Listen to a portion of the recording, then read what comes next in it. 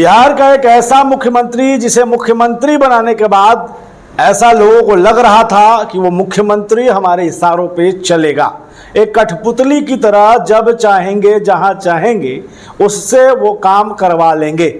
लेकिन ये गलतफहमी बिहार के वर्तमान मुख्यमंत्री नीतीश कुमार की महज 2 महीने में ही दूर हो जाती है कि ये जो मुख्यमंत्री बना है या जिसे उन्होंने बनाया है ये कोई आम मुख्यमंत्री नहीं है। ये भले दलित चेहरा है, ये भले ही दलित है, लेकिन इसके अंदर वो आग है कि वो बिहार के लिए कुछ कर सके।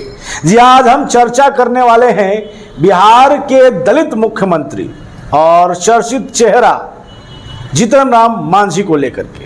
जीतन राम मांझी को नीतीश कुमार ने मुख्यमंत्री बनाया। कई मंचों पर, कई बड़े कार्यक्रम में या विधानसभा के दौरान भी जो है वो ये कहते नजर आए कि हमने तुमको मुख्यमंत्री बनाया था। तो सवाल यह है कि जीतन राम मांझी का मुख्यमंत्री का कार्यकाल कैसा रहा था, कब बने थे वो मुख्यमंत्री और क्या हुआ था उस दौरान कि नीतीश कुमार को मुख्यमंत्री बनाना पड़ा था। लेकिन सबसे पहले मेरा परिचय जानिए, मैं हूं राज पाठक और आप देख रहे हैं बुलेट न्यूज टीवी। साल 1944 की बात है जब गया जिले के महकार में एक बच्चे की जन्म होती है जो आगे चल करके बिहार का मुख्यमंत्री बनते हैं, जिनका नाम है जीतन राम मांझी। जीतन राम मांझी बहुत ही निम्न परिवार से आते थे, गरीब परिवार से आते थे और उनके यहाँ की स्थिति ये थी कि वो किसी बड़े कंपनी में काम भी नहीं कर पाते थे। बात है साल 1944 की जब गया जिले के खिजरसराय के महकार गांव में एक बच्चे की जन्म होती है। दलित परिवार में जन्मे जीतन राम मांझी की चुनौती कोई छोटी बात नहीं थी। शुरू से संघर्ष करने वाले जीतन राम मांझी ने अपने जीवन में कई चुनौतियों को देखा। एक दौर ऐसा था जब जीतन राम मांझी ने अपने परिवार को संभालने के लिए टेलीफोन एक्सचेंज कंपनी में काम किया और ये काम 13 सालों तक चलता रहा। जब उन्हें लगा कि अब उनका परिवार स्थिर हो गया है, संभल गया है, तब उन्होंने फैसला किया कि वो अब राजनीति में आए। राजनीति में वो कांग्रेस के टिकट पर साल 1980 में राजनीतिक मैदान में आते हैं। उसके बाद 1990-1996 में वो विधायक रहते हैं।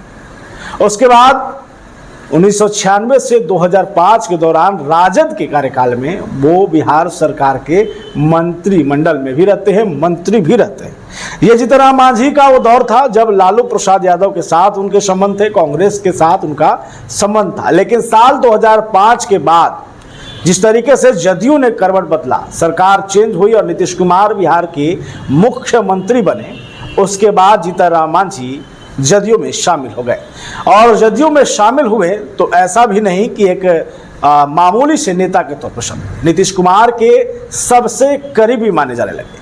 बहुत ही कम समय में जीतन राम मांझी जदयू और नीतीश कुमार के सबसे करीबी नेताओं में से माने जाने लगे।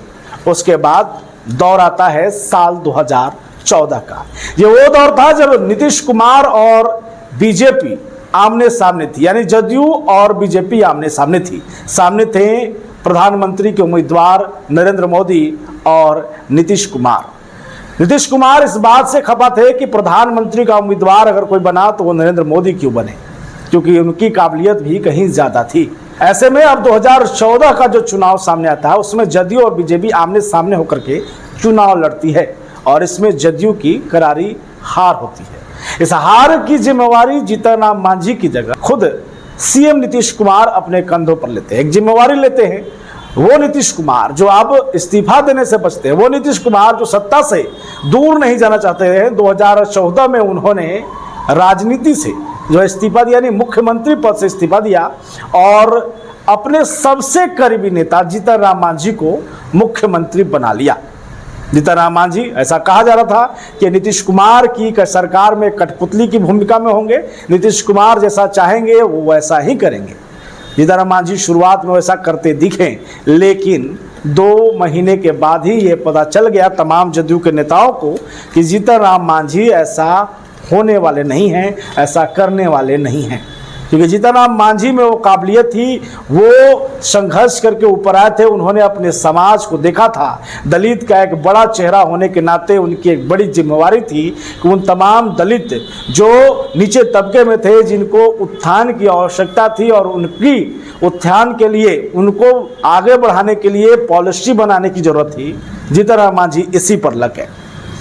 जीतन राम मांझी की लोकप्रियता बढ़ते देख लगातार दलित समाज में, SC/ST समाज में उनकी लोकप्रियता बढ़ते देख कहीं ना कहीं एक चिंता जदयू के तमाम नेताओं को खाने लगी।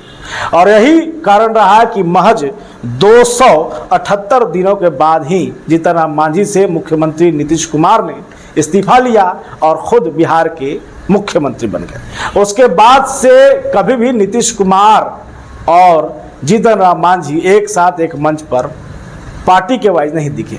उसके बाद जीतन राम मांझी ने अपनी पार्टी का गठन किया, हम यानी कि हिंदुस्तान आवाम मोर्चा, और उसके बाद से वो राजनीति में आगे बढ़ते चले गए। वर्तमान में गया से वो सांसद हैं अपनी पार्टी से और भारत सरकार में मंत्री हैं, केंद्रीय मंत्री हैं। उनके जो बेटा है वो बिहार सरकार में मंत्री, उनका परिवार राजनीति में बहुत ही एक्टिव होकर के अब लगा हुआ है। तो ये कहानी जीतन राम मांझी की थी, जिन्होंने किस तरीके से एक छोटे से जिले से, यानी एक छोटे से गांव से उठ करके बिहार के मुख्यमंत्री पद पर जाते हैं और यही नीतीश कुमार को एक बड़ा चुनौती दे डालते हैं। लगातार इस तरीके की खबर हम आपके बीच लेकर आते रहेंगे। बने रहिए, देखते रहिए बुलेटिन न्यूज़ टीवी।